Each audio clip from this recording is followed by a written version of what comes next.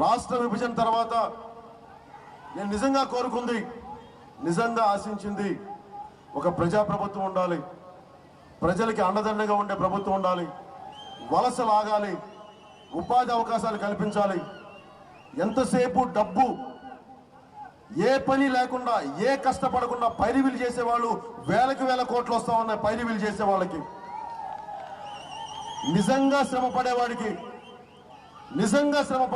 నిజంగా కాయ కష్టం చేసేవాడికి డబ్బు సంపాదన కటాకట అయిపోయింది. ఉద్యోగులకు భద్రత లేదు.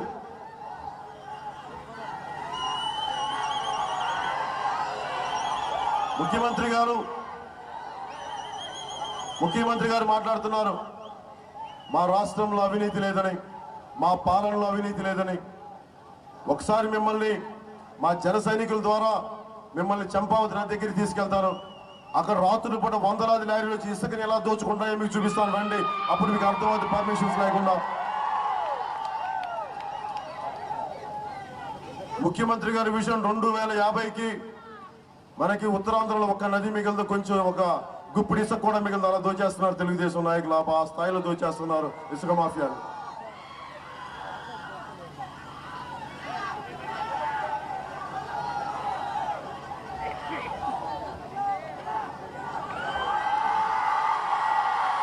ముఖ్యమంత్రి గారు తెలంగాణలో ఉమ్మడి రాష్ట్ర ముఖ్యమంత్రిగా ఉన్నప్పుడు విజన్ 2020 పెట్టారు. విజన్ 2020లో ఆంధ్రప్రదేశ్ చాలా అద్భుతంగా ప్రగతి సాధిస్తుంది అని చెప్పారు. ఆంధ్రప్రదేశ్ అద్భుత ప్రగతి కాదు కదా, 2 ముక్కలుగా విడిపోయింది, తెలంగాణగా ఆంధ్రప్రదేశ్గా. అలాగే తెలుగుదేశం కూడా పాపం కంప్లీట్గా తెలంగాణ తుడిచిపెట్టుకుపోయి చివరికి ఆంధ్రాలో కొద్ది భాగం మిగిలింది. మళ్ళీ ఈరోజు పొద్దున విజన్ 2050 అని చెప్పి మళ్ళీ కొత్త విజన్ మొదలు పెట్టారు. మీకు అర్థమవుతుంది తర్వాత ఫ్యూచర్ ఎట్లా ఉంటుందో. 2050 విజన్ అంటే ప్రజలకి మీరు చేసే, ఎందుకంటే ఏ మూలకెళ్ళినా ఎక్కడికి వెళ్ళినా నేను ప్రజలు రెచ్చగొట్టట్లేదు. ఉత్తరాంధ్రకు వచ్చి ముఖ్యమంత్రి గారు ఈ రోజున నవనిర్మాణ దీక్షలో మాట్లాడుతూ ఉన్నారు, పవన్ కళ్యాణ్ ఎక్కడికి వెళ్ళినా ఉత్తరాంధ్ర ప్రజలు రెచ్చగొడుతున్నాడని. నేను రెచ్చగొట్టేవాడినా నిజాలు మాట్లాడేవాడినా చెప్పండి? నేను రెచ్చగొడుతున్నా ప్రజల్ని. ముఖ్యమంత్రి గారు చెప్తా ఉన్నారు, మీరు ఇలాగే అన్యాయాలు చేయండి, మీరు ఇలాగే అవినీతి చేయండి, అప్పుడు నేను రెచ్చగొట్టడం ఏంటి అప్పుడు చూపిస్తాను, మీరు ఎలా తిరుగుతారో రోడ్ల మీద అది కూడా చూస్తాను. నేను రెచ్చగొట్టట్లేదు, కేవలం నేను సత్యం మాట్లాడుతున్నానంతే, ప్రజా సమస్యల్ని ముందు పెడుతున్నానంతే. ఉత్తరాంధ్ర వెనకబాటుతనానికి ముఖ్యమంత్రి గారి సెలవు చెప్తా ఉన్నాను. మీరు కళింగాంధ్ర ఉద్యమం ఎప్పుడు కూడా ఉద్యోగాలు, ఉపాధి అవకాశాలు లేని యువత, చదువుకున్న యువత కోపతాపాలకి, అలాగే భద్రత లేని ప్రభుత్వ ఉద్యోగులు,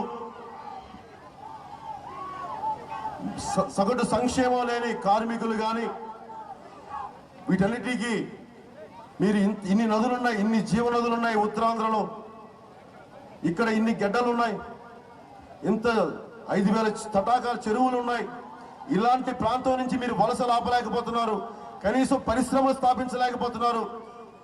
ఈ కోపాలు ఎందుకున్నాయంటే కాలుష్యం చెందే పరిశ్రమలను మట్టుకే మీరు ఉత్తరాంధ్రలో స్థాపిస్తున్నారు, కానీ నిజమైన ఉపాధి అవకాశాలు ఇచ్చే పరిశ్రమల్ని మీరు ఇక్కడ స్థాపించట్లేదు.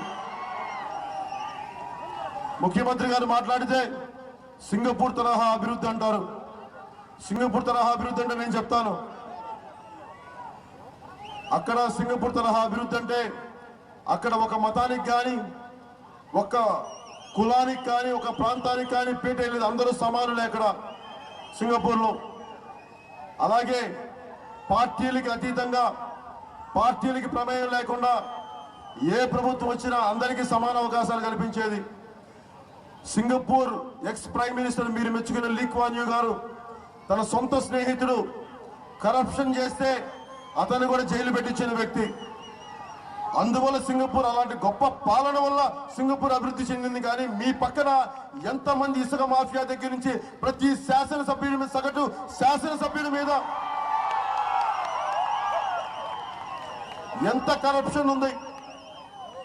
మీ లిస్టు తీస్తాను మీ శాసనసభ్యులందరి ఎంతమంది ఎన్ని భూములు కొన్నారో భోగాపురంలో ఒక్కొక్కరి లిస్టు నేను తీస్తాను, చెప్తాను ప్రజలకి. మరి దీని ఏమో కరప్షన్ కాదంటారా? దీన్ని అవినీతి కాదంటారా? ఏం మాట్లాడతారు మీరు? ఈరోజు నవనిర్మాణ దీక్ష అని చెప్పి ఇక్కడ ఒక మత్స్య కార్మికులకు ఒక జట్టి కట్టడానికి డబ్బులు లేవు. మీరు నవనిర్మాణ దీక్ష అని చెప్పి మీరు చేసిన తప్పులకి మళ్ళీ 13 కోట్లు ఖర్చు పెట్టి ఏం తమాషాలు చేస్తున్నారండి మీరు? ఆ 13 కోట్లు పెడితే కనీసం ఇక్కడ ఒక జట్టి ఉంటుంది, జట్టి వస్తుంది, తుఫాన్ షెల్టర్లు వస్తాయి, కనీసం ఈ రోడ్లు బాగుపడతాయి. ఈ రోజుకి మేము ఈ భోగాపురం నుంచి మీకు సెలవిచ్చేది 2500 రైతులు భూముల్ని డీనోటిఫై చేయండి. నిజంగా ఒక ఎయిర్పోర్ట్ కట్టాలి అంటే ఎన్ని వేల ఎకరాల మీకు అన్ని లెక్కలు చెప్తాను తర్వాత. ఇంత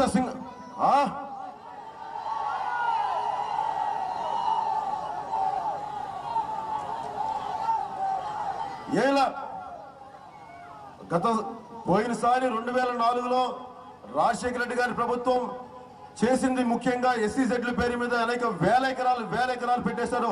ఒక్క పరిశ్రమ లేదు ఆ 1000 ఎకరాల్లో. మీరు సంపాదించిన 1000 ఎకరాల్లో ఒక్క పరిశ్రమ రాలేదు, ఒక్క ఉపాధి అవకాశం రాలేదు. కానీ ఈ రోజుకి మీరు ఏదో 1-2 చెప్పి మొత్తాలు అంటారు. ఎంత మొత్తం తిప్పి కొడితే 5% కూడా మీరు ఉపయోగించలేదు. కానీ భూముల మటుకు ఆ కంపెనీల చేతుల్లో ఉండిపోయాయి. రైతులు నష్టపోయారు, రైతాంగాన్ని ధ్వంసం చేశారు, పొలాల్ని ధ్వంసం చేశారు, ప్రకృతిని ధ్వంసం చేశారు. మీరు SEZల పేరు మీద ఈ రోజున మళ్ళీ కూర్చొని భోగాపురం ఎయిర్పోర్ట్ అని చెప్పి, ఎయిర్పోర్ట్ ఎక్కడ ఏముంది? మొత్తం కూర్చొని భూముల్ని తీసుకొని మీ కబ్జాలో పెట్టుకోవడం తప్ప ఒక్క అభివృద్ధి లేదు. ఏం మాట్లాడతారు మీరు?